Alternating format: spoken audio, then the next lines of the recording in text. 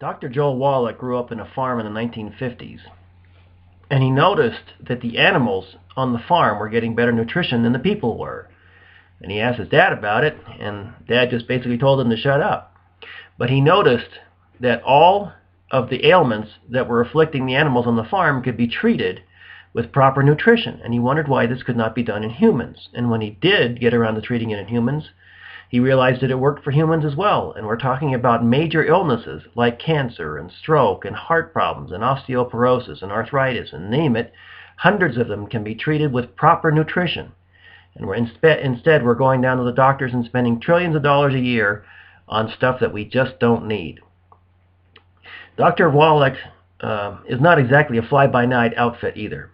In 1991, he was nominated for the Nobel Prize for Medicine, and in the late 1990s, he started this company called Longevity, where there are many representatives all around the country who are taking testimonials every day at the benefits of the products that Dr. Wallach has helped develop.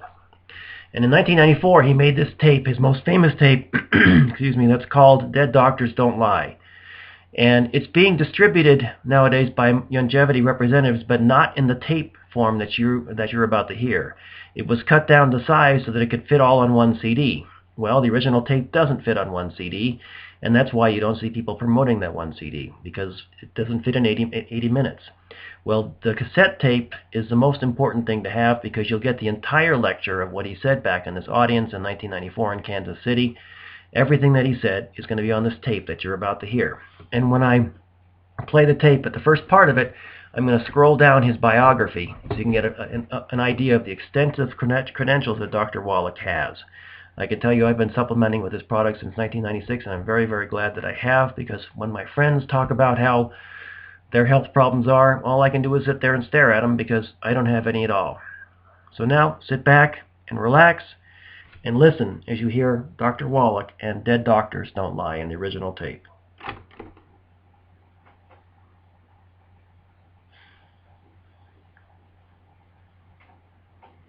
Dr. Wallach is going to explain to you tonight not only about cardiac myopathy, but many other things. I pray that you listen closely and carefully, because what you're going to hear may save your life or the life of your loved one. Dr. Wallach in 1991 was nominated for the Nobel Prize. He said many, many fabulous things in his life. There's no way I can tell you how pleased I am to have him here in Kansas City tonight. And I want to turn the time over now to Dr. Joel Wallach. Would you all give him a big hand?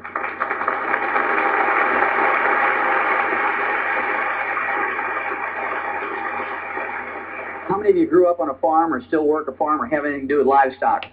Well, I'll tell you what, you're my kind of people, because I grew up on a farm in West St. Louis County back in the 50s.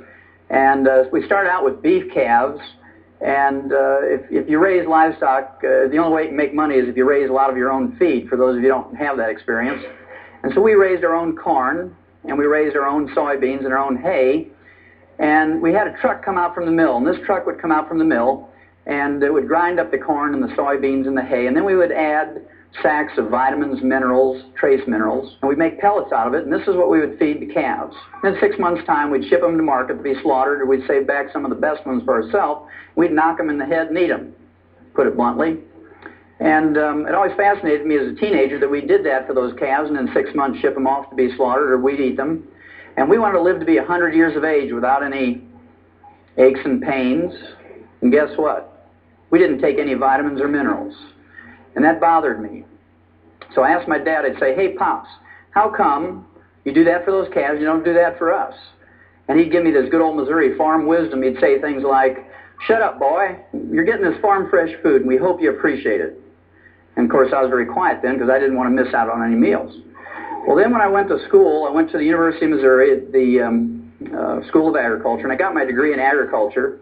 And it was very interesting to me that I got my major in animal husbandry and nutrition. My minor was in field crops and soils. And then I got into veterinary school. As a freshman veterinary student, I learned the answer to my question. And the answer is this. We know how to prevent and cure diseases in animals with nutrition. And the reason why we do that is because we don't have major medical, we don't have hospitalization, Blue Cross Blue Shield, we don't have Medicare. We don't have Hillary to watch out for us.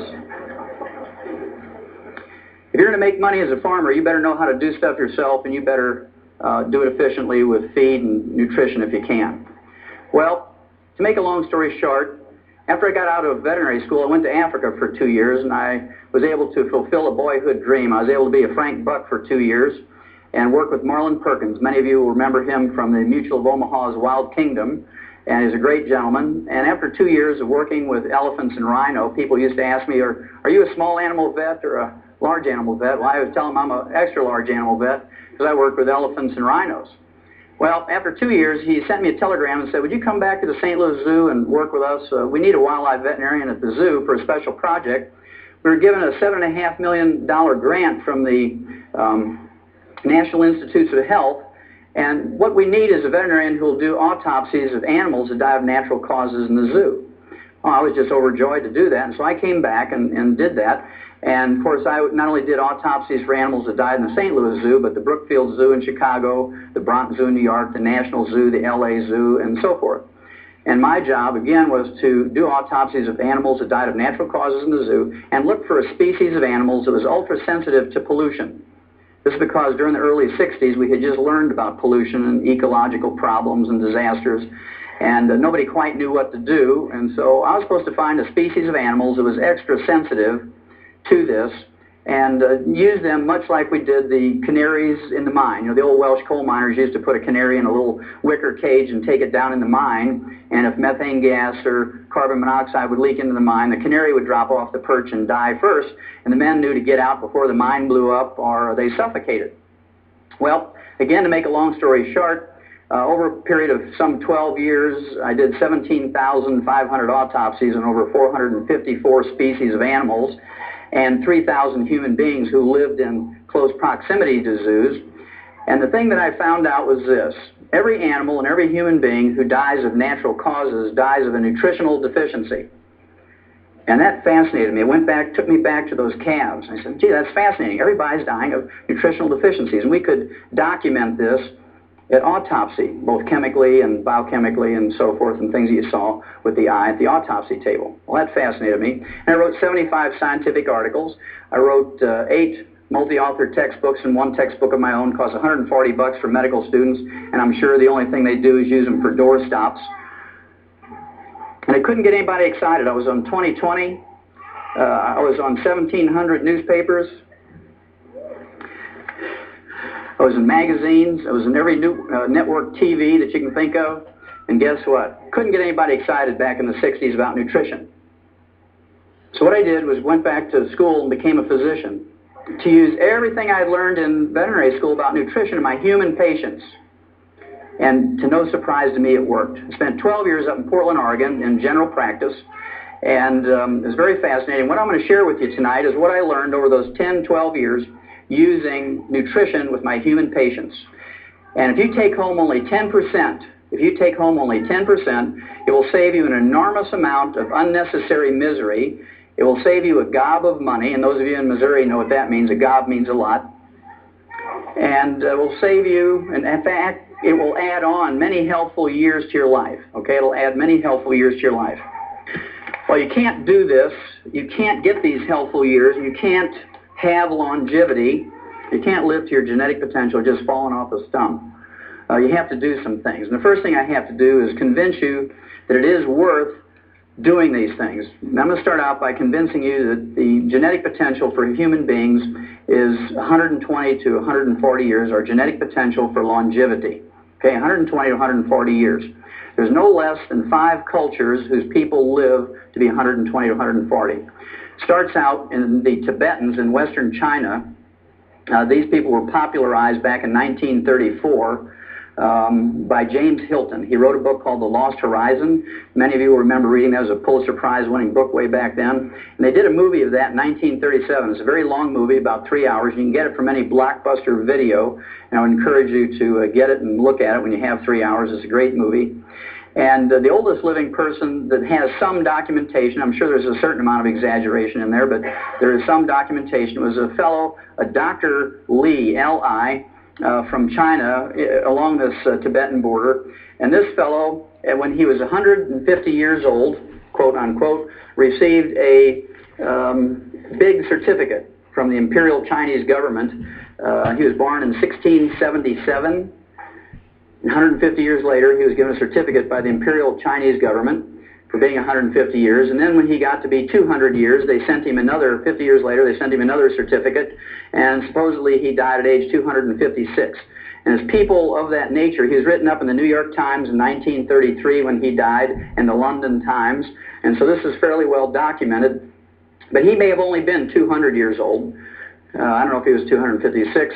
But this is the person that led James Hilton to write that story. Then, there's in 1967 or 68, there was a remake of that movie. It was a color version. If you haven't seen that, it was called Shangri-La. I'd urge you to see that. Then in eastern Pakistan, there's a group of people called the Hunzas, and these people are very famous for longevity, 120 to 140. And if you've been in alternative health for any length of time, you've heard their name at least. Then in what is now Western Russia, it used to be the Soviet Union, the Russian Georgians were made famous during the 70s by Dannon yogurt. You remember the old Crimea War veterans, they'd get their uniform on, they'd hold a saber up, and they would get a cup of Dannon yogurt and smile a lot, and you're supposed to make the mental leap that it was the Dannon yogurt that made them live to be 120. Then just south of them, the Armenians, the Abkhazians, and the Azerbaijanis are famous, at least in the Soviet Union. They were studied for some 60 years because they routinely lived to be 120 to 140. In fact, in 1973, the January issue of the National Geographic, 1973 January National Geographic, did a special article on people who live to be 100 and are older. And they featured these people. And there's a great pictorial article. You know, National Geographic is very good about coming out with pictures.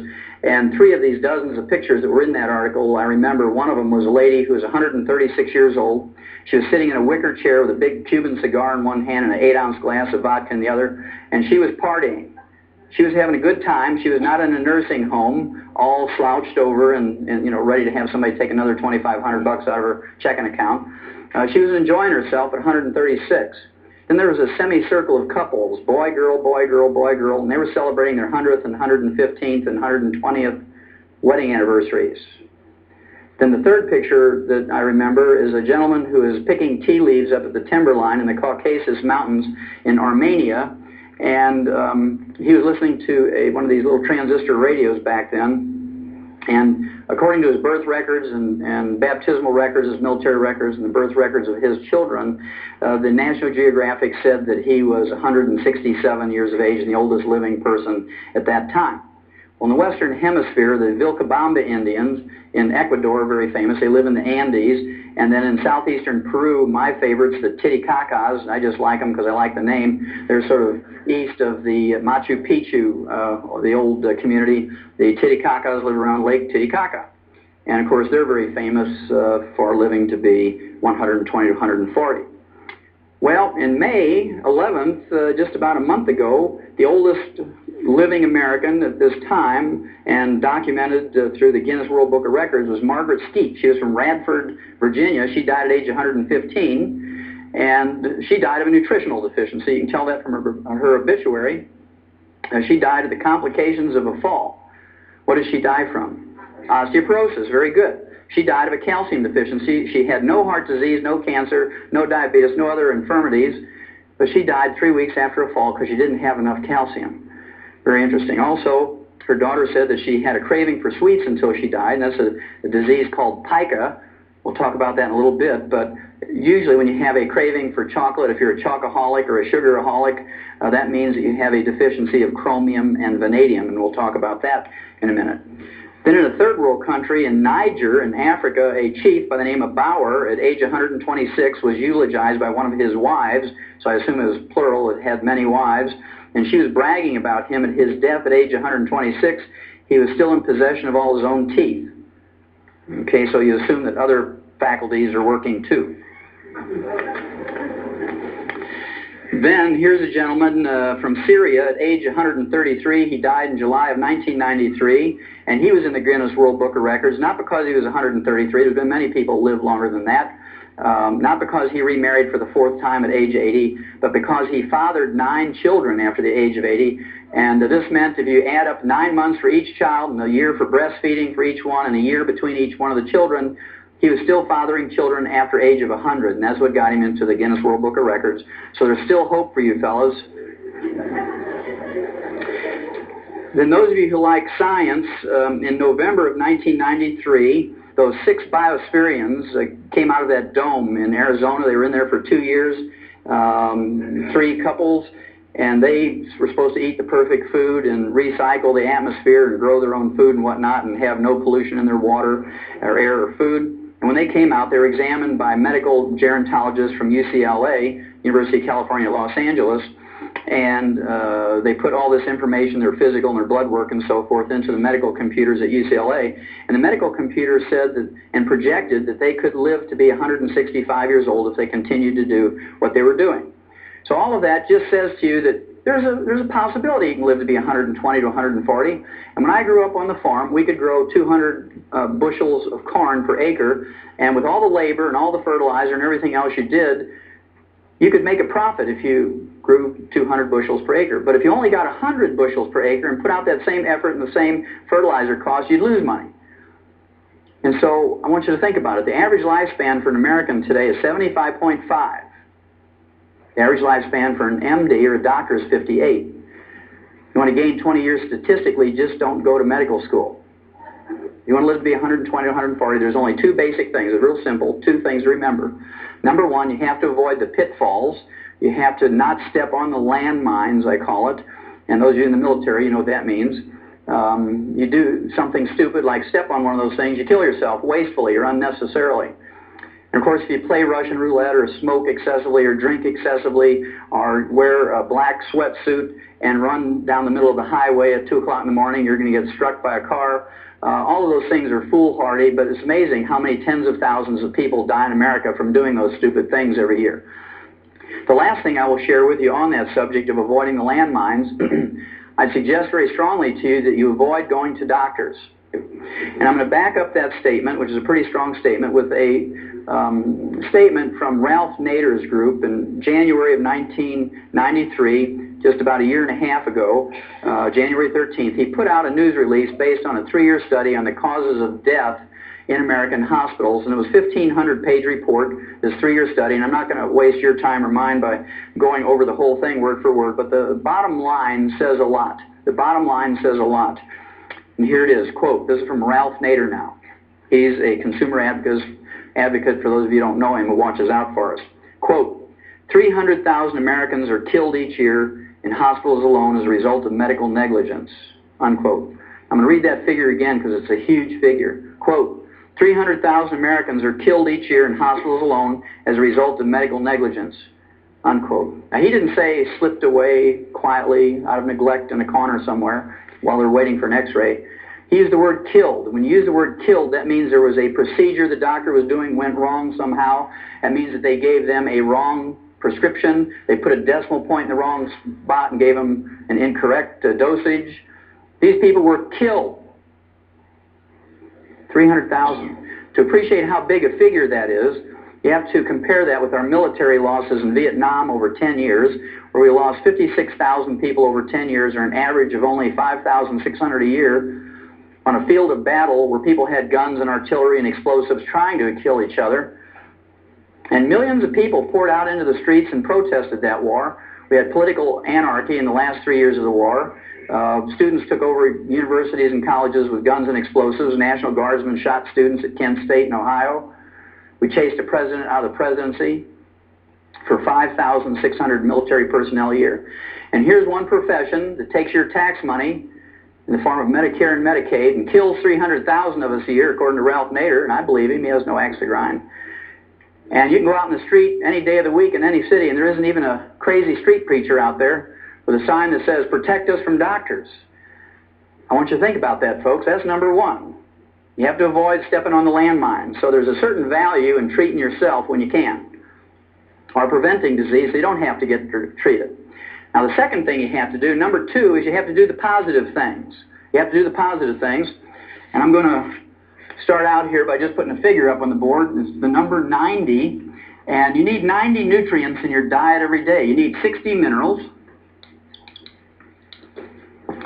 You need 16 vitamins. You need 12 essential amino acids or protein building blocks, and you need 3 essential fatty acids. You need 90 nutrients in your daily diet. Otherwise, you're going to get a deficiency disease if you don't have them in complete numbers and optimal amounts. Well, I can tell you that I was one of those nerds back when I was in college. I had a clipboard. We didn't have computers back then. So I had a clipboard, and I was one of those funny guys with glasses and would walk up and down in the student union there in Columbia and say, do you take vitamins and minerals? I was still fascinated by that. And of course, people would kind of look at you crazy and say, well, yeah, I take vitamin E. And I'd wait for them to come up with the other 89, and they didn't. They just, oh, I take vitamin E. Well, today, if you ask people, do you take food supplements? They say, oh, yeah, I take Tums.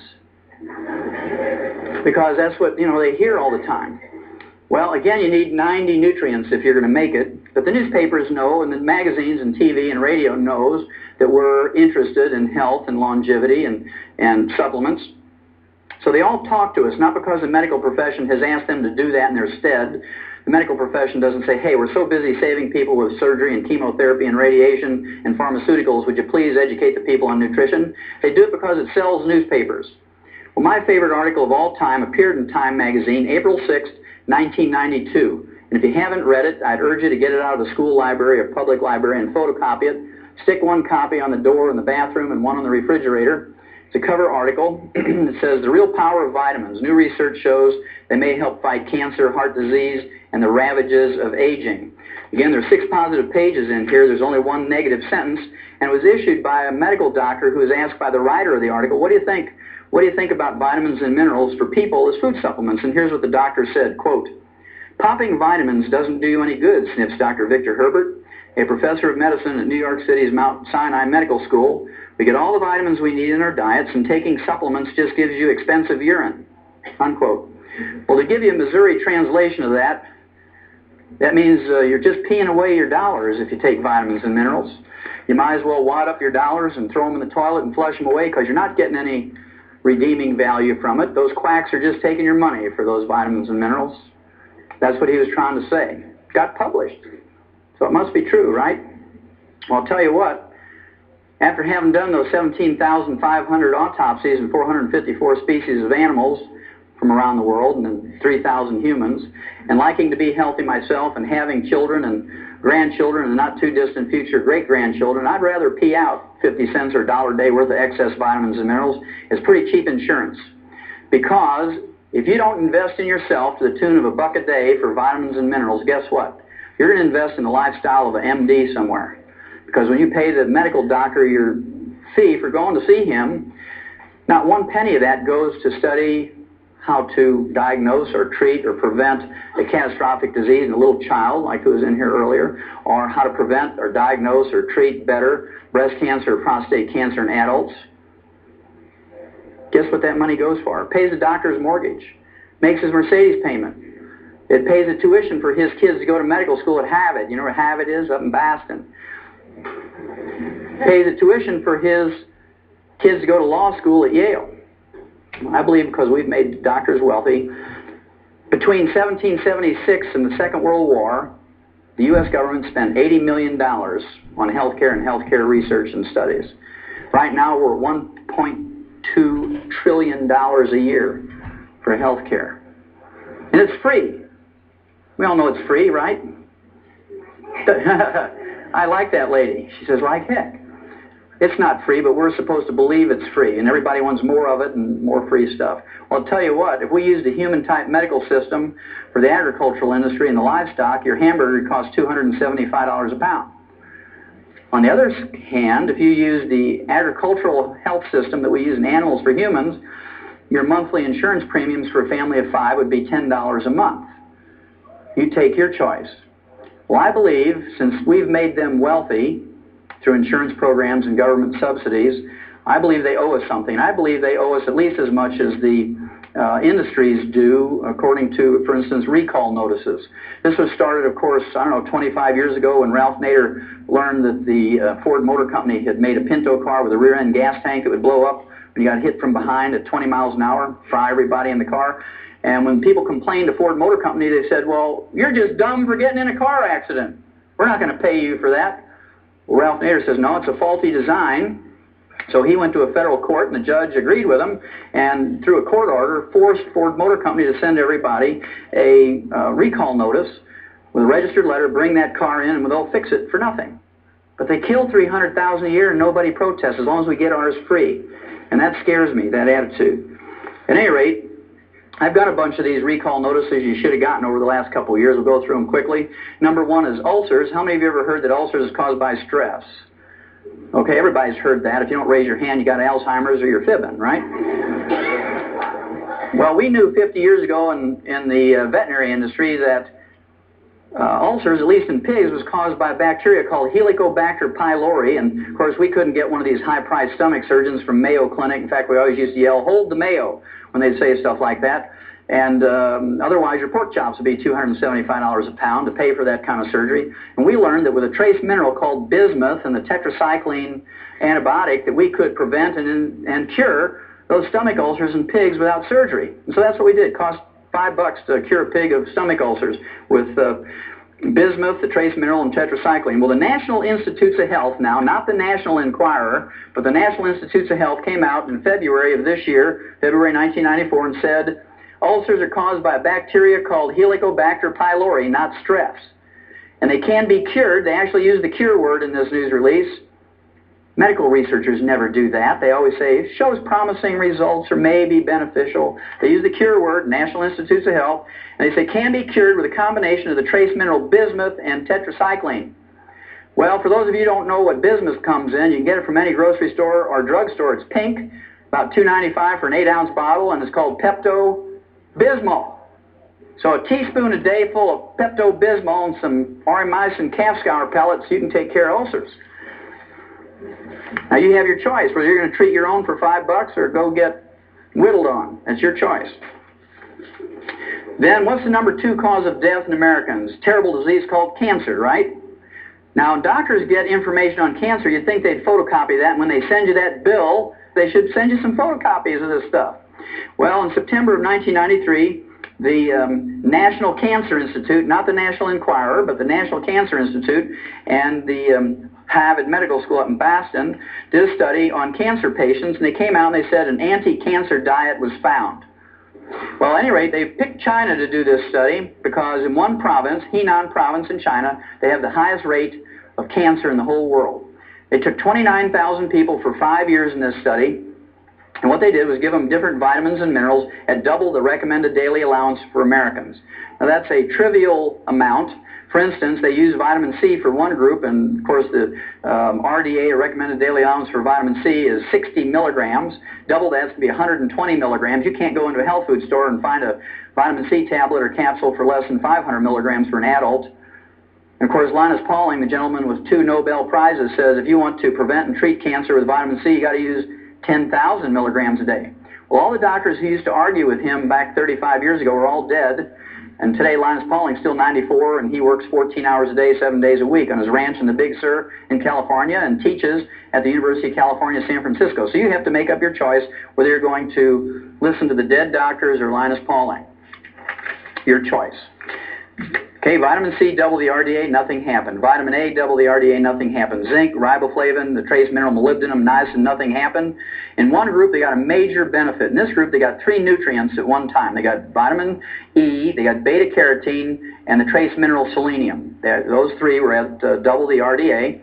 And if you get a 0.5% benefit in any nutritional or pharmaceutical experiment, you've made a major improvement in humanity's life. And so these articles get published. So I want you to remember that statistic. 0.5% is major benefit. Well, in this group that received the vitamin E, beta-carotene, and selenium for 5 years, deaths from all causes were reduced by 9%. Almost 10 out of every 100 or 1 out of every 10 who were going to die in that 5 years from any cause survived.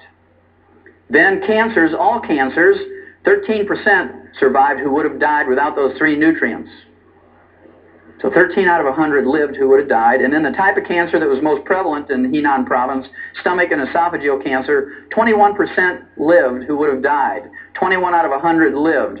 Now to me those are significant numbers, and your physician for the #2 cause of death in America. I should have sent every one of you a photocopy of that, at least giving you information. Even if he didn't want to give you the advice, give you the information, let you make up your own mind. Well, here's one I think is funny on one hand, and on the other side, it tells you the attitude of physicians. This has to do with arthritis. It was in September 24th, 1993 that it was released. Again, it was from the Harvard Medical School and the Boston VA Hospital. How many of you in here have ever been to a VA hospital? Anybody in this room? Okay, good. Well, you know, the people who've been to a VA hospital, you have two opportunities to give your life for your country. Once on the field of battle, and the other's in the VA hospital, right? Well, at any rate, the title of the release was Chicken Protein Halts the Swelling and Pain of Arthritis in a Patient Trial. And what they did, they took people who failed to respond in any way to medical treatment for arthritis. These people got gold shots, methotrexate, they got aspirin, prednisone, cortisone, everything else you can think of, physical therapy, and the only thing left for them was joint replacement surgery. Okay, now before Harvard Medical School, the VA hospital was going to give it to them, they said, look, we're looking for some people who are willing to suffer for 90 more days, just 3 months, because we want to try something, a short-term experiment, and they got 29 volunteers. And what they did for those 29 volunteers who failed to respond in any way to medical treatment for arthritis was they gave them a heaping teaspoonful of ground-up dried chicken cartilage in their orange juice every morning. Just a heaping teaspoon of ground-up chicken cartilage. And in 10 days, according to Harvard Medical School, all the pain and inflammation was gone. These are people who didn't respond in any way to medical treatment. In 30 days, they could open up a new pickle jar that had never been opened. And in 90 days, 3 months, they had maximum return of function. Now, here's the funny part. The funny part comes by a statement of the guy who was the director of that study from Harvard Medical School, and here's what he said, quote, listen to the words, they're very important, quote, after 3 months it was clear that the drug was beneficial, unquote. Because it worked, chicken cartilage had become a drug. You can see he's thinking about patent numbers, and his eyes are rolling around with $300 a capsule, 20 patients, and you can just see him calculating, right? That means if you go to Kentucky Fried Chicken and you buy a bucket of chicken, throw away the skin and the meat and eat the ends off the bones, you're practicing medicine without a license. And if you go to a Kentucky Fried Chicken in the middle of the night, in the dark of the night, and you go to their dumpster and you root through there and you collect 2 5-gallon feed buckets full of chicken bones, and you take them home with a hammer and you pound off the ends of those bones and dry your own cartilage in the microwave, you know, you're manufacturing a pharmaceutical, and the FDA is going to put you in jail. Well, if that's a little messy for you, and you don't want to pay those lawyer fees, you can go into any grocery store and get some Knox gelatin. Women know about Knox gelatin because it's good for your fingernails and your hair and your skin. It has the raw materials for chicken cartilage, has the raw material for your cartilage, because it's made out of beef cartilage and beef tendon. And if you take 2 of those little half-ounce envelopes a day in your orange juice, and you take it with an ounce per 100 pounds of body weight of colloidal minerals, next time I come by here in 3 months, you're going to run up on this stage and hug me and kiss me if you got arthritis. How many of you have ever heard of Alzheimer's disease? Everybody's heard about it today. 50 years ago, when I was a little kid, there was no such thing as Alzheimer's disease. It's a new disease, one of those things that just sort of happened. Now it's a major disease. 1 out of every 2 people who reach age 70 get Alzheimer's disease. It's pretty scary.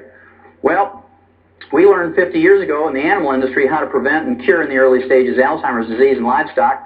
Can you imagine how much a farmer would lose if the pigs were all laying there scratching their heads saying, why am I here? Where is the feed box? Because if they're not gaining a couple of pounds a day, you're losing money, right? So we learned in the agricultural industry how to prevent and in the early stages cure Alzheimer's disease. And we do it with high doses of vitamin E and low intakes of vegetable oil. You say, Wallach, that's crazy. High doses of vitamin E. Well, you should have got a recall notice from your doctor in July of 1992 because the University of California, I mean, we're talking about a sophisticated research medical school here. University of California, San Diego came out and said, vitamin E eases memory loss in Alzheimer's victims. Now, they're only 50 years behind on that from veterinary medicine, so you might be safer going to a veterinarian. Then how many of you in this room ever had a kidney stone? Anybody in here ever get that, kidney stone? Okay, I see a few in here. What's the first thing a doctor told you to give up nutritionally when you got your kidney stone? Give up calcium. No dairy. No dairy. None of those vitamin mineral things with calcium in them because they have the stupid, naive, ignorant belief. That's pretty intense. They have the stupid, ignorant, naive belief that the calcium in your kidney stone comes from the calcium you eat, when in fact it comes from your own bones. When you have a raging calcium deficiency, a raging osteoporosis, then you get kidney stones. We learned 1,000 years ago in writing in the agricultural industry, if you wanted to prevent kidney stones in livestock, you better give them more calcium. You better give them more magnesium and more boron. Now, the reason is, of course, bulls and rams, male cattle and sheep, have special anatomy. When they get a kidney stone, they die. They're called water belly. They die. When you and I get a kidney stone, we just wish we were dead. But no farmer's dumb enough to pay for the feed for an animal and have it die before he can either eat it or send it to market. So we learned how to prevent those things. Well, you should have got a recall notice from your doctor, especially you people who've had kidney stones. Your urologist should have sent a notice to you. This was about 15 months ago, March of 1993. It says, calcium limits kidney stone risk, and this is from the Harvard Medical School up in Boston, by the way. In a study that turns conventional medical wisdom on its head, researchers have found that people whose diets are rich in calcium run a reduced risk of developing kidney stones. In a study of more than 45,000 people who were ranked into 5 categories, the group that had the most calcium had no kidney stones. So it took them 1,000 years to catch up. Now, about 5 years ago, when I started out on this crusade and started lecturing to people all across America, and I'm in one time zone and the next and all over, I knew I was going to get crazy out there doing this. Last year I was on the road 300 days out of the year, 300 out of 365 days. And so I decided I needed to have a hobby that I could take with me. Every time I get a little wacko, I could go in my room and do this hobby and I'd be okay. You know, it'd be kind of like having a little piece of home with me wherever I went. And I wanted to have a hobby that would help other people. I didn't want to collect baseball cards because I like football. And I didn't want to do just crossword puzzles because a good mental exercise, but it wouldn't help anybody else. And I couldn't take my compost pile. I like to garden, and the hotels don't like that, you know. So I decided I was going to collect obituaries of doctors and lawyers.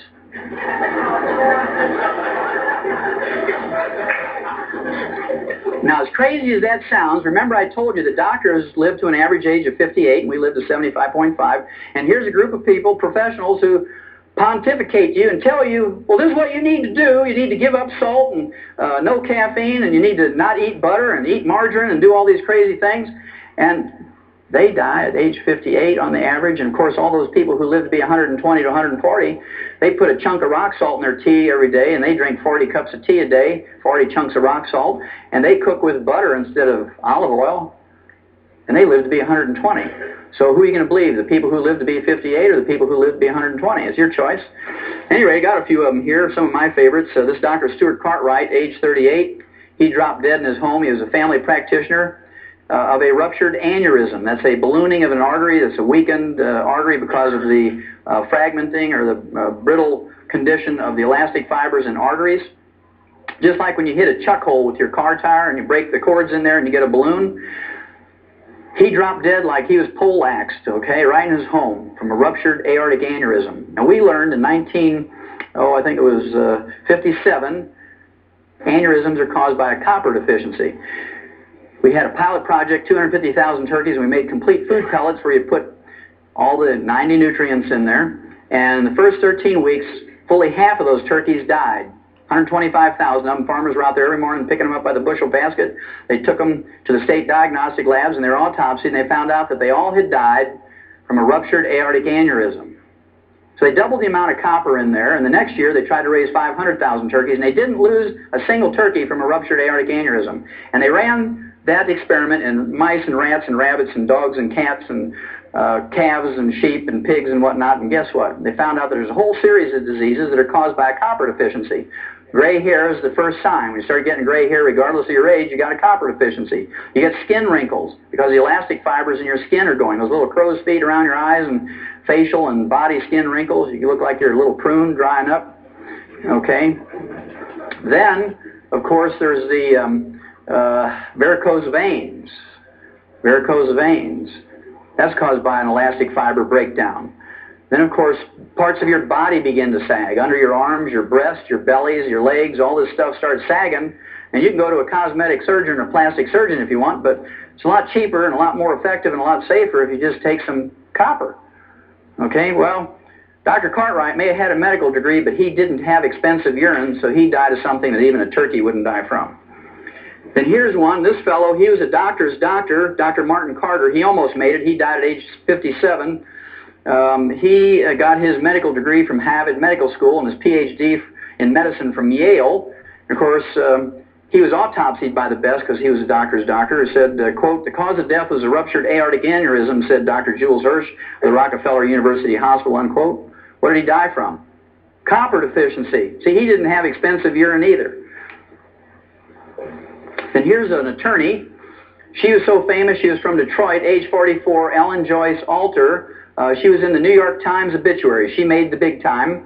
And, of course, she probably had steel buns because she belonged to one of those private health clubs. All these gals want steel buns, you know, doing their little exercises. But she didn't have expensive urine because she died of a ruptured cerebral aneurysm. When they don't do an autopsy, the symptoms could be called a stroke or subdural hemorrhage, but very frequently they're caused by a ruptured aneurysm, which is a copper deficiency. She didn't have expensive urine. How many of you here have ever heard of a guy by the name of Stuart Berger? Stuart Berger. He wrote 5 best-selling books on health and diets and nutrition. He got his medical degree from Tufts Medical School, which is a very fine medical school in Boston, not too far away from Harvard Medical School. And the books he wrote included The Southampton Diet for Weight Loss. He wrote Forever Young, 20 Years Younger in 20 Weeks, and How to Be Your Own Nutritionist. And he died at age 40. How'd you like to follow his dietary practices? He died at age 40 of cardiomyopathy, which is a selenium deficiency. The same cause as white muscle disease or stiff lamb disease. And any farmer can go to a feed store and get selenium pellets or selenium injections, things like Celitoc and Bozy and so forth. And Dr. Stuart Berger, a guy who wrote 5 best-selling books on nutrition, died of a nutritional deficiency. He didn't have expensive urine. Now, you can totally prevent cardiomyopathy for 10 cents a day. And if we don't do it, we're malignant dumb, I like to call it. You're malignant dumb if you don't take in 10 cents a day worth of selenium. It's a waste of your life. That's one of those landmines you can avoid. The medical treatment of choice for cardiomyopathy is a heart transplant. Costs $750,000. I want you to think about that. They get the heart free from a donor. They get the blood free for the surgery from the relatives. They use $2.50 worth of suture material. And they charge you $750,000 for that procedure. Now, 6 months ago in L.A., when they had the earthquake, they were putting people in jail for 60 and 90 days for price gouging for selling these terrified people a gallon of water for $4. They put them in jail for price gouging for selling them a gallon of water for $4. Now, to me, that's entrepreneurialism. You know, that's being in business for yourself. If you had a way to distill water and make water, and you had a car and you could get in there and sell those people a gallon of water for $4, hey, more power to you. Because if you go to a 7-Eleven and buy a quart of Evian water, it's $1.29. So 4 of those quarts is $5. This is the end of side 1. New heart, they're terrified. $750,000, we should put those doctors in jail. But we bow to them because, oh, that's high-tech medicine. Out of 270 million people in America, you save about 50 a year. Is that cost-effective? I don't think so. I don't think so. At any rate, Dr. Stuart Berger didn't have expensive urine. Now, here's the last one, and many of you may know this woman. Her name was Dr. Gail Clark. She was age 47. She was the chief cardiologist of the West St. Louis County group of hospitals. She was the chief cardiologist for the St. Mary's Health Center in Richmond Heights in St. Louis County. She was age 47. Guess what she died from? Heart attack, a cardiomyopathy heart attack. You can just see her walking down the hall. She's got the stethoscope around her neck. You know, this is their little status symbol. Got my stethoscope around my neck. Back when I was in school, they folded it up very bravely and put it in their pocket. Boom! She falls down. She has a heart attack right in the hall. And, of course, the nurses scoop her up and put her on a gurney, and they call the technicians and another doctor, code 3, code blue, whatever it is, and they whip her into the room, and you can hear them. Let's say you're a cardiac patient, you're laying there, you're all hooked up to the monitors and the IVs, and you hear them say, okay, tear her clothes off. Okay, stand back. Didn't work, turn it up, stand back. And then you hear that terrible sound when you know that the treatment didn't work. The flat line when you know the heart is gone. And everybody walks out of the room dejected. You say, nurse, what happened next door? And she says, well, your cardiologist, you know, the chief cardiologist of this hospital, age 47, Dr. Gail Clark, just died of a cardiomyopathy heart attack. But you can see all the patients, they're holding their gowns. And they're running out of that hospital, leaving their watches and their shoes and their checkbooks and everything and their plastic credit cards because they don't want to get what Dr. Gail Clark got. To me, the Reader's Digest is a magazine that never says anything negative or bad about anybody or any group. It's the sweetest little magazine that ever was. The September 1993 issue features an article that says, "Can you trust your doctor?" It lists 12 ways that doctors scam your money, and I'll let you read 11 of them yourself. I'll give you the worst one. In addition to their income from office fees and surgical fees and lab fees and hospitalization, in addition to all those fees, doctors get a kickback from the labs and the x-ray labs and clinics and hospitals. They get a kickback of $421 every time they send you in for a CAT scan or an MRI. And doctors tell you, oh, we do that because we're practicing defensive medicine, because if I miss something, 1 in 10 billion, you're going to sue me. So I do this just to protect myself. Well, if it was just to protect themselves and you knew them and they knew you, 90% of the people say, oh, just skip it, doc. If you don't really think it's necessary, let's save the money. But they got something more than defensive medicine to worry about. They get $421 in a kickback for every time they send you in for an MRI or a CAT scan. Well, when I practiced for 12 years up in Portland, somebody come to me with a terrible headache, never had one, I just walk up to them and tap them on the sinuses, and if they collapse to their knees, I know they had a sinus headache. Oh, doc, why'd you do that? Well, I just wondered, that's a cheap lab test, Then if they had, thank you, if they had blood dripping out of their nose, I'd take a $35 x-ray to see if they had a cancer in there. $35 and a free lab test, as opposed to $421. If I wanted to make that $421, I'd have been a good thief. What I'd have done, I'd have built a chute right into that CAT scan machine, because I knew how to build chutes living on a farm. And I'd have gone out in the street, and I'd have got every homeless person, I'd line them up in them chutes, and I'd put soup and a Big Mac at the end of that tube, And I'd say, I'm going to buy you a $1.50 dinner. I'm a good guy. I'm going to buy you a $1.50 dinner. You just got to go through this chute, go through that tube, and you get your sandwich and your soup. Man, they'd be flowing through there, maybe 100 a day. And I could start adding some things up. It'd be a lot of fun. At any rate, the average doctor gets $228,660 a year in CAT scan kickbacks. $250,000 a year. In any other industry, if you do that, politicians, lawyers, businessmen, stockbrokers, they get put in jail. But doctors, it's okay, because insurance pays for it. Hillary will pay for it. We don't mind if they steal. It's blind. It's free. Well, remember I told you I was going to tell you about pica. Pica is a funny disease, P-I-C-A. I'm not talking about the type style that you see in typewriters and computers, but pica is a disease that farmers know about. In horses, it's called cribbing, when they chew on the feed bunk, the wooden feed bunk. You better give them some minerals, otherwise they're going to eat that feed bunk. Also, in cattle, dairy cattle especially, where they're losing lots of minerals through their milk all the time, intensive milking, you'll see them picking up big rocks in the creek and chewing on them, or they'll chew on barbed wire, or maybe you'll see them walking down through a path with a deer bone in their mouth or something, or a shingle. That's called pica. And a good farmer or husbandryman knows you better give them some minerals, otherwise they're going to eat the barn or something. In human beings, we see this at funny times. Pregnant women are notorious for pica. In the middle of the night, they'll elbow their husband and say, hey, you better get up, I want some pickles and ice cream. They're craving minerals because that fetus is pulling minerals out of their body, and they need some more minerals. And so it's recognized as a craving for things like sweets and salt and so forth. We see this in pregnant women. I used to have people come to my practice and they say, Doc, do I need to go see a shrink? I said, why is that? Well, I wake up in the middle of the night and I go outside with a spoon and I eat dirt. I said, no, that's okay. Just make sure it's clean dirt. Then they say, my kid sits there with a kitty litter box between his legs and he has a spoon and he's eating that stuff out of the kitty litter box. And then in housing projects, little kids will eat lead paint off the walls and they get lead poisoning, get learning disabilities and bone problems and anemia. And we're good, so we spend $5 million to scrape the lead paint off of there and repaint it with latex paint. And all we have to do is give those kids 10 cents a day worth of minerals. It'd be better for them and save us $5 million. It's your tax money.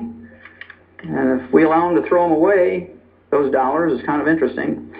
At any rate, if you have a selenium deficiency and you don't want to wait until you get cardiomyopathy and drop dead from a heart attack to recognize it, if you look on your hands and look in the mirror in your face, if you have liver spots or age spots, and I see quite a few from here, You have an early selenium deficiency that's called free radical damage.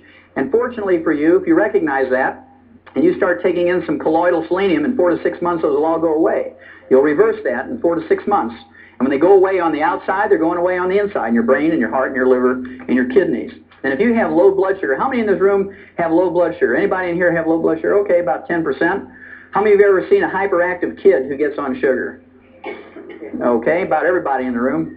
People who have sugar problems are like alcoholics. There's good ones and bad ones. You know, the good alcoholics are one, when they get 2 drinks, they just go off in a corner and go to sleep, right? Same way with somebody with low blood sugar. They eat a big meal or they eat a piece of pie, 3 hours later, they clunk out and go to sleep. Then there's bad alcoholics. They're the one that gets 2 drinks in them and they get violent and raged and they want to fight everybody. They punch holes in the wall, and, you know, big brave fellows, and they kick their wife and kick the dog and take the chainsaw and cut their neighbor's tree down and all these wild things and drive reckless down the roads and kill people. Those are the bad drunks. Well, people who have blood sugar problems, there's bad blood sugar people too. They get a little crazy.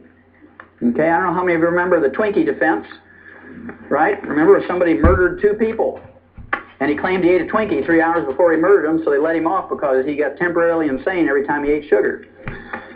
Now, don't any of you try that.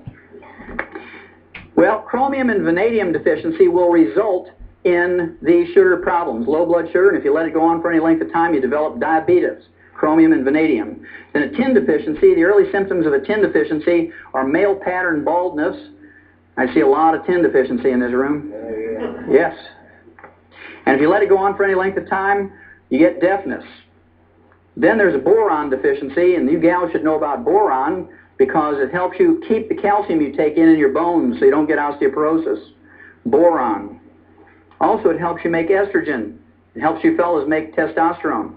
If you don't take in enough boron, you ladies are going to suffer miserably going through menopause. Okay, you're going to have all those terrible symptoms. You fellas don't get enough boron, can't make testosterone, you won't know whether to lead or follow on the dance floor. You're going to be confused. She's saying he's got a boron deficiency. Then in laboratory, I should tell you too, we said this on the show today. Those of you may not have heard it. Some of you didn't hear the whole show. The first symptoms of a zinc deficiency is you lose your sense of smell and your taste. You say, food just doesn't taste good anymore, and you don't have a cold or anything like that. And you say, your wife says, well, aren't you excited about dinner? I spent the whole day in the kitchen cooking dinner. He says, well, I didn't smell anything when I walked in. You know he's got a zinc deficiency. Well, in laboratory animals, there's some 7 rare earths. These rare earths are trace minerals you need in lesser amounts than you need trace minerals, and they actually double the lifespan of laboratory animals. They've not been proven in humans yet, but I'm not going to wait 500 years for doctors to approve it. They're still arguing over vitamin C and calcium, right? So I'm just going to do it. Didn't kill any laboratory animals, it just doubles their life, and it's not a drug. These rare earths are called lanthanum, praseodymium, neodymium, samarium, europium, ytterbium, and thulium. There must be a reason why they're named after Old Testament cities. Well, remember I told you we needed 90 nutrients, we need 60 minerals, we need 16 vitamins, 12 essential amino acids, and 3 essential fatty acids. And of course, we're lucky in that plants as a group can make most vitamins, amino acids, and fatty acids. Plants can do that because they just take carbon out of the air and make carbon chains to make vitamins, amino acids, and fatty acids. But you have to eat 15 to 25 different plants a day in the right combinations to make this happen. Theoretically, it's possible, but most Americans don't do it. The average American thinks if they eat some potato buds out of a Betty Crocker box, they're eating a vegetable. Okay, so you got to be careful what you're considering a vegetable. Then, of course, people want to do right by their doctor, and they eat low-fat turkey breasts, and they put a half a jar of mayonnaise on there, and they put it between 2 slices of Wonder styrofoam bread. Remember that stuff you can insulate your house with and put in your shoes when you get a hole in the shoe? I remember when I was a kid 50 years ago, it was a lot of fun because we have Wonder Bread. We didn't have TVs back then on the farm. We didn't even have dryers that went round and round, so the only thing you could do in the wintertime was sit in the kitchen and wonder at a loaf of Wonder Bread. And it had the blue and red and green and yellow balloons on there. And if you read the label as many times as I do, you know it said things like, helps build bodies at 12 ways. Then about 15 years later, the FDA made them change it to help build your body 8 ways. Now if you go to the store and look at Wonder Bread wrappers, it just says Wonder Bread. So it kind of gives you a clue. So even though this is theoretically possible, it's not likely to happen that you're going to get your vitamins, amino acids, and fatty acids in proper proportions from your diet. And so if your life is as valuable to you as mine is to me, and my children's and my grandchildren's is to me, I would make sure that I take in all my vitamins and amino acids and fatty acids, because I guarantee you won't make it to 120 or 140 if you don't. You're just not going to do it. Now, minerals are another story. We have a tragic story when it comes to minerals, because plants cannot make minerals in any way, shape, or form, and if they're not in the soil anymore, they're not in our plants. We have for you, when you leave, a free copy of a summary of U.S. Senate Document 264. U.S. Senate Document 264 is from the 74th Congress, second session, and it says that our farm soils and our range soils are depleted of minerals, and the crops, the grains, the fruits and the vegetables, and the nuts that are grown on these depleted farm and range soils are minerally deficient, and the people who eat them get mineral deficiency diseases, and the only way to prevent and cure them is with mineral supplements. That's U.S. Senate Document 264, 74th Congress, second session. It was written and printed by the U.S. Congress in 1936, 58 years ago. Do you think it's gotten any better? No. It has not gotten any better. It's only gotten worse. And the reason is, if you guys do what we did, and people continue to do, is we put NPK on our land, nitrogen, phosphorus, potassium, and you see it as these three numbers in many combinations of ratios, and these represent percentages of these three nutrients, nitrogen, phosphorus, potassium. And those of you who don't have any experience on farms, the reason why we do this is farmers get paid for tons and bushels. There's no subsidy that encourages people to put 60 minerals back in the soil. You get paid for tons and bushels, and for 40 bucks an acre, you can get the maximum yield in tons and bushels. It only takes 5 to 10 years to deplete the land of minerals, because every time you harvest a crop, those plants pull minerals out of the soil, many pounds per acre every time you haul a crop out. So soon those minerals are gone. And if you only put back in 3 and you take out 60, it's like a checking account. If you only put $3 in your checking account every month and write checks for 60, what's going to happen to your checks? Boing, boing, boing. They bounce. Exactly.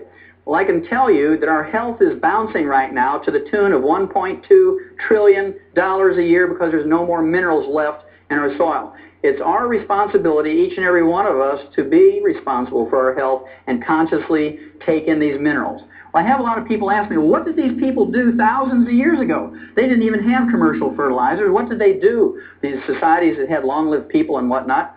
Well, I want you to think about the Egyptians, the Chinese, people from India that lived around these great rivers, the Nile River, the Ganges River, the Yalu River in China. And what used to happen was every year or so it would flood, just like it did here in northern Missouri last year. And every time it flooded, guess what would happen? It would bring silt or rock dust from mountains from 500 or 1,000 miles away. And those people would pray to every god they had, the water god, the sky god, the wind god, the rock god, to flood. We pray, don't flood. They used to pray to flood, because they had their floods during the wintertime and would put silt and minerals back in the soil, and their grain was very valuable. King Philip, who was the father of Alexander the Great, married the 12-year-old child queen of Egypt, Cleopatra. She didn't look like Elizabeth Taylor, all made up in beautiful costumes. She was a little flat-chested teeny bopper, not very sexy. But Philip married her because she controlled the best wheat in the world. And if he wanted his Macedonian army to conquer the world through his son Alexander the Great, he needed the best wheat in the world, so you could march 20 hours a day, fight for 6 hours, and win. If they used the wheat from the depleted soils in Greece, they couldn't go 20 minutes without saying, "Mommy, pick me up." Can you imagine these big Greek soldiers? "Oh, my legs hurt, pick me up." And so they knew the best place to get wheat was from Egypt. It was those floods that gave them those minerals. And all those cultures that came up with all the great art and all the great technology came from those places, because they had more intelligence, because they had more nutrition, more minerals, I heard somebody say. Very good. Well, you're getting the picture. Well, what I'm going to do here is I'm just going to pick out a couple of minerals, just a couple of them, so you get the idea. It applies to all of them. Let's just pick out a common one, like calcium. Everybody knows about calcium. Calcium deficiency will result in something like 147 different diseases. They're just different names. They're named after people, like Bell's palsy. Bell's palsy is, everybody knows about that. One side of your face sags. It's not a true stroke. It just affects your facial muscles. It's caused by calcium deficiency. We'll talk about it in a little bit. But everybody knows about this one, osteoporosis. It's the number 10 killer of adults in the United States. It's very expensive. It costs you $35,000 each for each hip to replace. It's okay. It's free. Insurance or Medicare or Hillary will pay for it. It costs you $70,000 for both hips. as expensive as it is, and the number 10 killer, remember? Mrs. Skeets from Radford, Virginia, aged 115 years of age, she died of complications of a fall. We don't have osteoporosis in animals, and it's because of farmers we don't have osteoporosis in animals. It goes like this. You have a pasture with 100 cows in it, and this year you didn't have any calves, you can't repay your operating loan, you're in trouble. Right? Because you paid for the feed and the vet bill and mowed the pasture and fertilized and maintained the fence and fed the cows and all this, that, and the other. You don't have any calves, you can't pay back the operating loan and make any money. So you call the vet out and you say, do I get rid of these cows? What happened here? And he examines the cows. He says, nothing wrong with them. He says, let me look at the bull. And he says, aha, here's your problem. That bull has osteoporosis with both hips, can't breed the cows, didn't have any calves. He says, I'll tell you what, though. He says, you give me $70,000. He says, I'll put 2 new hips in that bull. Next year you'll have some calves. Well, the first thing that farmer says is, stand back, Doc. Boom! He blows that bull away with a deer rifle, and while the kids are grinding the kids are grinding the bull up with a grinder and cutting roast and steaks off that bull, the farmer's chewing on a straw and saying, now, Doc, pushes Stetson up a little bit, and he says, you know I wasn't going to pay you $70,000 for that old bull. He says, I get a new bull every year for 70 years for that. He says, but every once in a while I get a bull that throws good calves. I'd like to keep them. Is there any way I can prevent that osteoporosis thing from happening to a good bull? He says, well, yeah. He says, if you'll give a bull calf 10 cents worth of calcium every day after he's weaned, he'll never get osteoporosis. Farmer says, no, wait a minute, Doc. You mean if I give that bull 10 cents a day worth of calcium from the time he's weaned, I can prevent a $70,000 disaster? He says, oh, yeah, it's that simple. He says, you mean all I have to do is give up a half a cup of coffee a day to do that? He says, yeah, that's it. He says, I choose that one. He says, I'll give up the half a cup of coffee. And that's what we have to think like, okay? Then there's receding gums. Dentists and periodontists will tell you that if you want to prevent and cure receding gums, you better floss and brush after every meal. If you believe that works, I have some oceanfront property in Montana to sell you. If you all know your geography, you know that doesn't work. Now, as a veterinarian, I've seen hundreds of thousands of animals of all kinds, mice, rats, rabbits, dogs, cats, sheep, pigs, horses, lions, and tigers, and bears, and they don't get receding gums. And they don't floss. Now, they do get funky breath, but they don't get receding gums. Well, if you want to smell something, you just let a camel breathe on you, boy. Well, the reason we don't have receding gums in livestock is because we've dealt with the osteoporosis problem. Receding gums is not a deficiency of flossing. It's, in fact, osteoporosis of the jaw bones and of the facial bones. So if you have gingivitis or receding gums, you have advanced osteoporosis. Those bones around your teeth are melting away little bit by little bit every day. And if you take your teeth out at night and put them in a glass next to your bed and that fizzy stuff, you have major advanced osteoporosis because all your bone has melted away. Okay? Then there's arthritis. We talked about that a little bit earlier. Remember the chicken cartilage or the Knox gelatin? 85% of all arthritis is caused by osteoporosis of the joint ends of the bones. You're talking about degenerative arthritis, osteoarthritis, sciatica, lumbago, rheumatism, all those sorts of things. They're caused by osteoporosis of the joint ends of the bones. I want you to think about something for a minute. If you don't take a pain reliever or an anti-inflammatory for that arthritis, let's say you get arthritis of the hips, you're going to kind of favor that a little bit, aren't you? You're going to get a cane or a walker or crutches. You're going to favor it, and so you don't put any weight on it. I want you to think about that for just a second, because then I want you to think about driving your tractor in a field, or you're driving a Mercedes down the highway. Either one, doesn't matter, whichever you love more. And let's say you didn't put the nut on that oil pan real tight, and all the oil drained out. And that light on the dashboard comes on and says, I'm getting hot, you better give me some oil. And that light irritates you. So you stop, you open up the hood, you get your clippers out, your fence clippers, and you clip the wire to that light, and you close the hood, and you just keep driving. Would you do that to your tractor or your Mercedes? No, you wouldn't. But we take those pain relievers for arthritis, and we go out there and square dance and do the Texas two-step and do our 5-mile walks and our aerobics. That pill works real good, Doc, because it killed my pain. And you're just wearing that thing off faster and faster. Then your doctor's really going to get rich because you need joint replacement surgery. Then there's hypertension. This is one of my favorites, so I'll put a star over here. Hypertension is high blood pressure. What's the first nutritional thing that a doctor will tell you to give up nutritionally when you get high blood pressure? Give up salt. Everybody knows that one. That's been ingrained in our head. Well, they must think we're dumber than cows, because what's the first thing you put out for your livestock is about that big? A salt block. No farmer is going to be economically viable if you don't put a salt block out for your livestock. They're going to die. Your veterinary bills are going to go crazy. But we're supposed to believe that we don't need salt. You can get everything you need out of your lettuce and your whole wheat bread and stuff like that. Well, don't believe that one either. If you believe that, I got some more oceanfront property in Montana for you. Remember, those long-lived people put a big chunk of rock salt the size of a big black Concord grape in every cup of tea, and they drink about 40 cups of tea a day because they live at high altitudes where it's very dry. They have to keep hydrated. And they put butter in their tea. They put 2 pats of butter and a chunk of rock salt.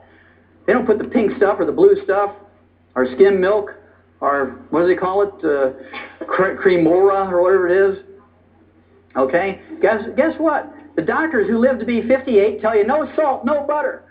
The people who live to be 120, they put in butter and salt. So you got to make some choices.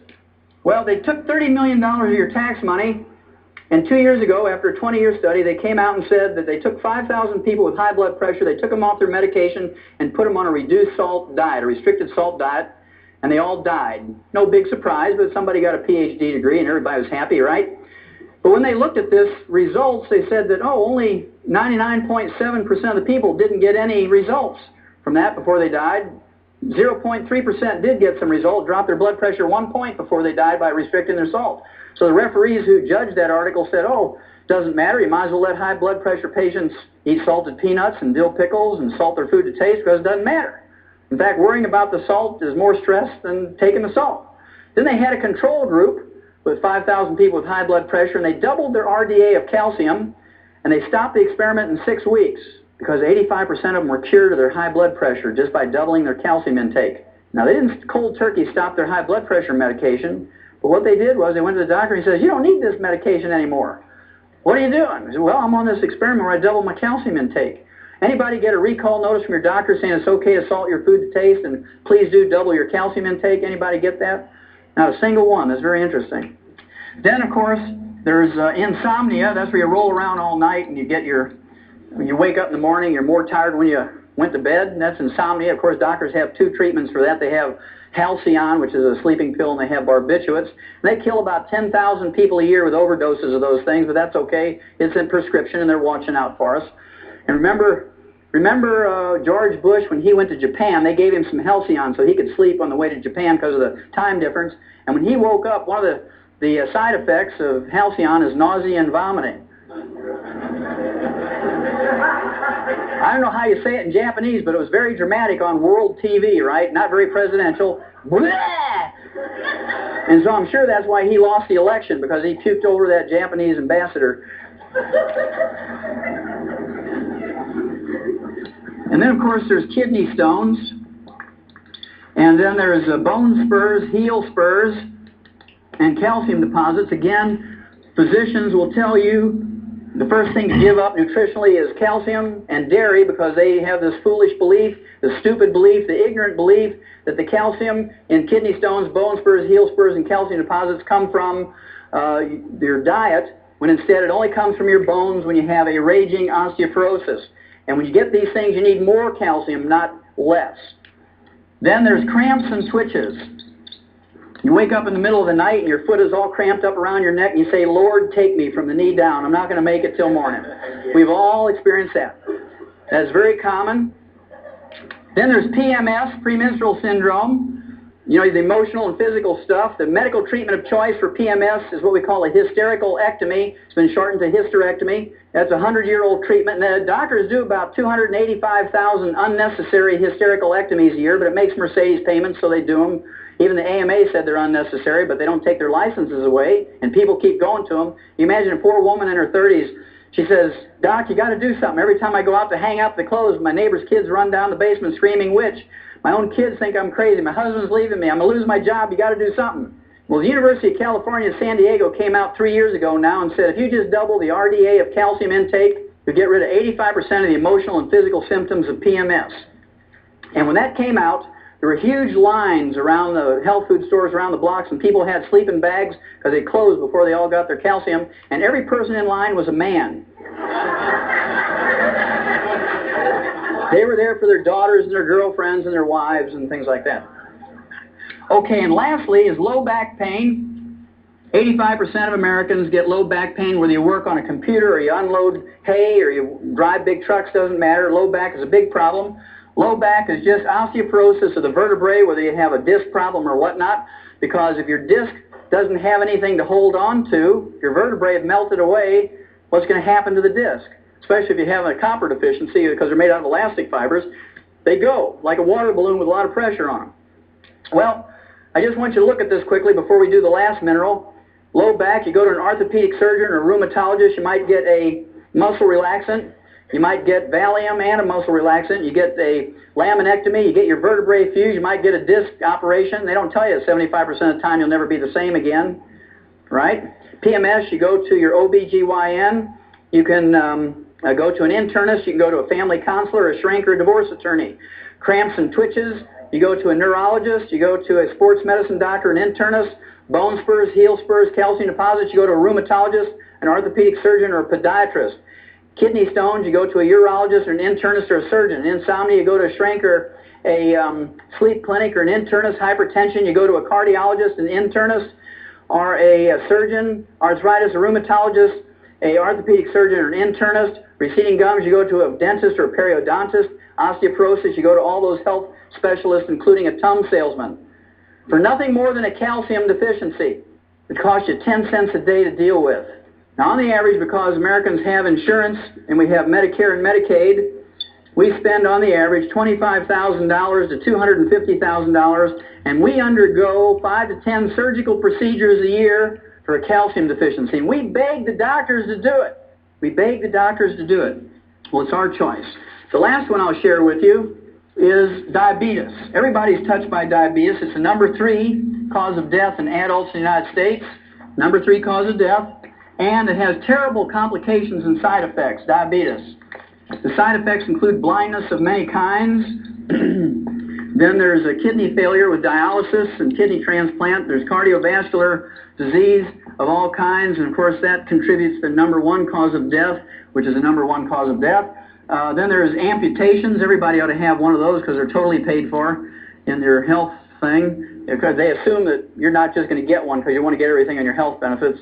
And then you shorten your life because if you have diabetes, on the average, you have a shorter lifespan than someone who doesn't have diabetes. Now, we learned in 1957 in the animal industry that we could prevent and cure diabetes with 2 trace minerals. That's a pretty profound statement, that we could prevent and cure diabetes with 2 trace minerals in 1957 in animals. It was published in Federation Proceedings, which is the official journal of the American Science, the National Institutes of Health. The official monthly journal was August 1957. Well, the 2 trace minerals that you can get to prevent and cure this are chromium and vanadium. Vanadium alone, according to the University of Vancouver, British Columbia Medical School, vanadium alone will replace insulin in adult onset diabetics, which represent 85% of all diabetics. Of course, they can't quit their insulin cold turkey. They got to gradually wean off of it. It takes 4 to 6 months for most people to slowly wean off of insulin if they're taking in adequate amounts of chromium and vanadium. I've seen it work on hundreds and hundreds of people. Now, to me, this is criminal, because if you write to Hills Packing Company that makes Science Diet dog food, they're right over here in Topeka, Kansas. I don't know if I'm pointing west, but that way, okay, they're all saying that way.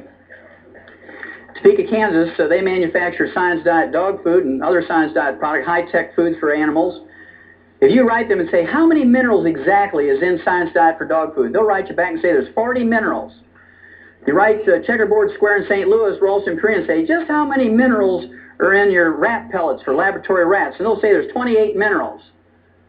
I'll give anybody in this room a crisp new $100 bill if you can find me a human infant formula in a grocery store that has more than 11. So our dogs get 40 minerals.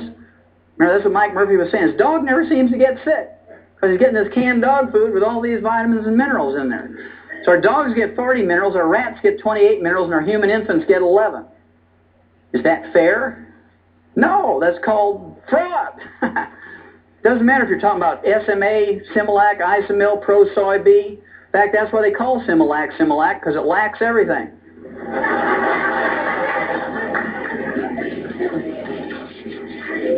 Okay, if I've convinced you that you have to consciously take in all the minerals yourself, that you can't depend on your food, and certainly you can't depend on anything that's boxed or packaged or bottled, There's three types of minerals that you have to be concerned about. One is metallic minerals. And metallic minerals are essentially ground up rocks. Metallic minerals are things like oyster shell, eggshell, dolomite, limestone, calcium carbonate, clays of various kinds, Mount Marulanite clay, seabed minerals. They're all Tums. They're only 8 to 12% absorbable. When you reach age 35 to 40, it drops down to 3 to 5%. And I have to tell you a story here. Some of you heard this on the show today. I ran into a guy at a meeting like this up at Grand Rapids, Michigan. And this fellow owns a porta potty business. You know, that's that green or blue colored outhouse. Man, if we'd only had one of those back when I was a kid. We had these ones with splinters, you know, in the wood. At any rate, he said, I see something that describes that in my porta potty business. I said, what's that? He says, well, when we take those things back to the shop to clean them out with a pressure hose, he says, we put a quarter-inch grid underneath them because kids throw rocks and sticks and toys in there, and if we don't put a grid there, it blocks up the sewer system. It costs us thousands of dollars to fix it. He says, every time we clean one of those out, we find hundreds of vitamin tablets.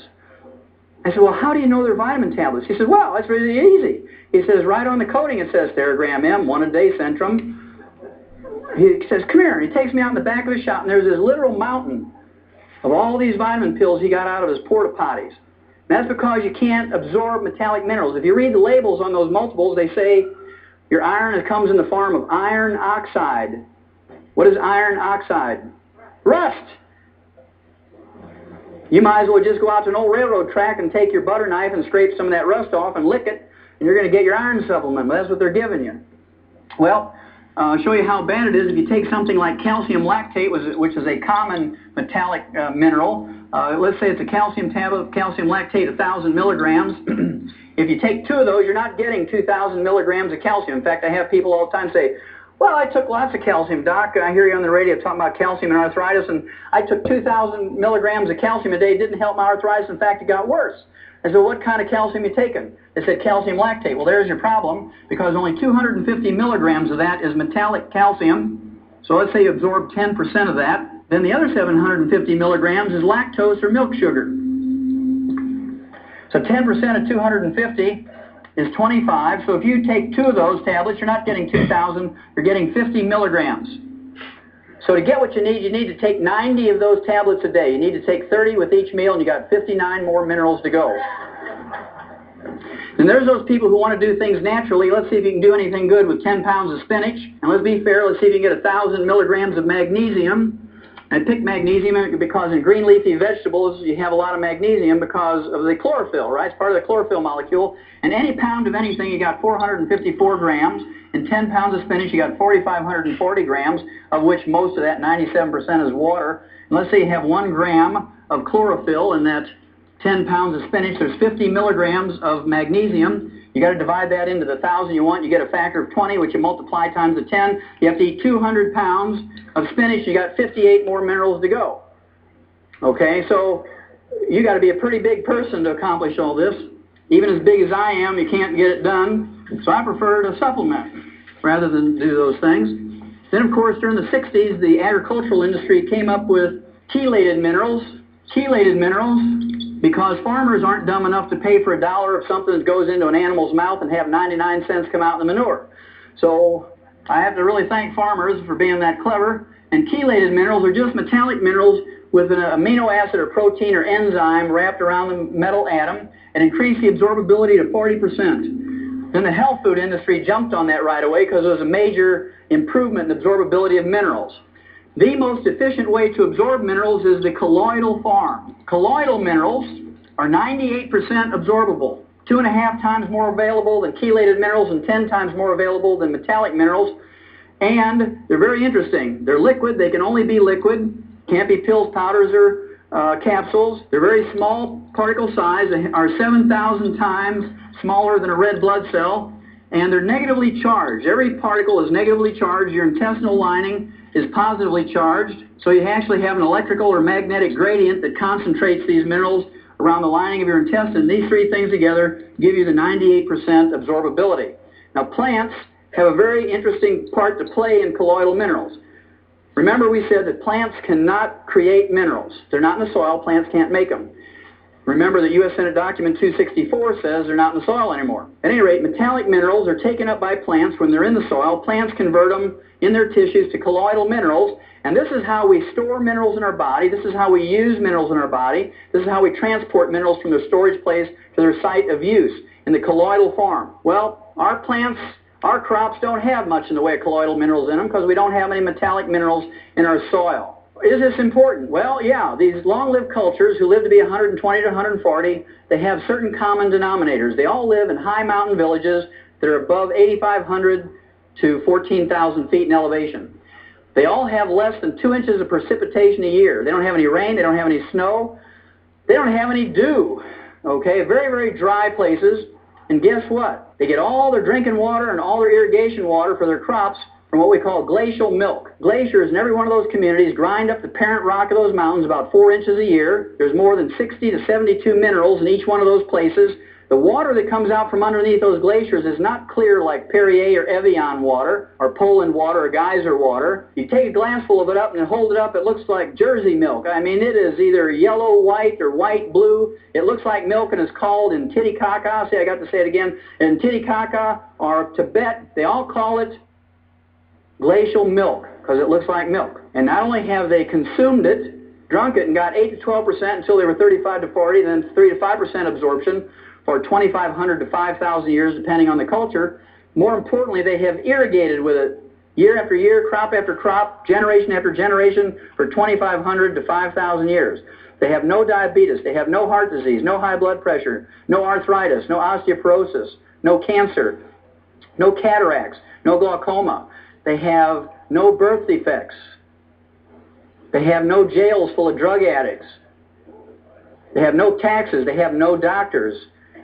Yet they live to be 120 to 140 without disease. Are these colloidal minerals important? You bet your life they're important. And every time you don't take them in every day, you're chopping off a few hours or a few days of your life.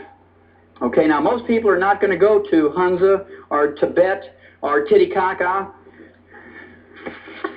because we don't have Kenmore kitchens there, or even Saturn cars, or TV changers, channel changers, or electricity. They don't have insulated houses. They don't have central heating or air conditioning. But what they do have is colloidal minerals. This is Dr. Wallach with a final message. Information gives you the ability to make decisions with confidence. I hope you've enjoyed my message. By giving your body the proper raw materials every day, you'll be taking the necessary steps in living healthier and living longer. Make the decision to take control of your personal health and longevity program today. Colloidal minerals are not like antibiotics. You don't get a prescription which you use for 10 days and then you're done. Your prescription for colloidal minerals should only expire when your need for oxygen expires. You need to supplement your diet with the 90 essential nutrients each and every day of your life. Millions of people have heard my message all across the world and have now decided to make the consumption of colloidal minerals a daily ritual. Just as there are many manufacturers of aspirin, there are now many manufacturers of vitamins and mineral supplements.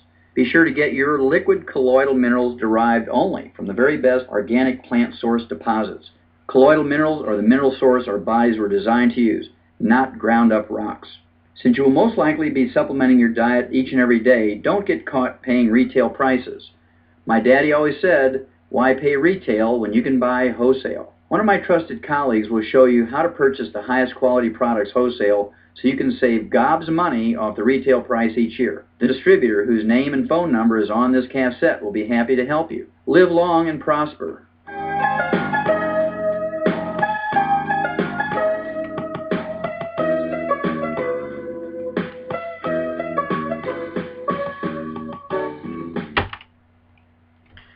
Pretty amazing stuff, isn't it?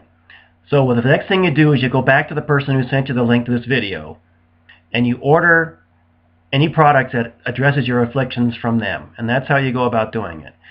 If you did not get that from a current longevity associate, then find somebody who is and give them the credit for it, because there is a commission that's paid on whatever you order. It's only fair to give them that credit. If you do not have anyone that you've used before, then and only then do you go to my website, and there's a link to it also below, and that's when you can take care of the ordering. And you've seen throughout this video, as I've gone through different things, how you go about ordering from the website. I've just been scanning this as you've been going through the website. You go through I want to join and select your country and take care of all the enrollment from there.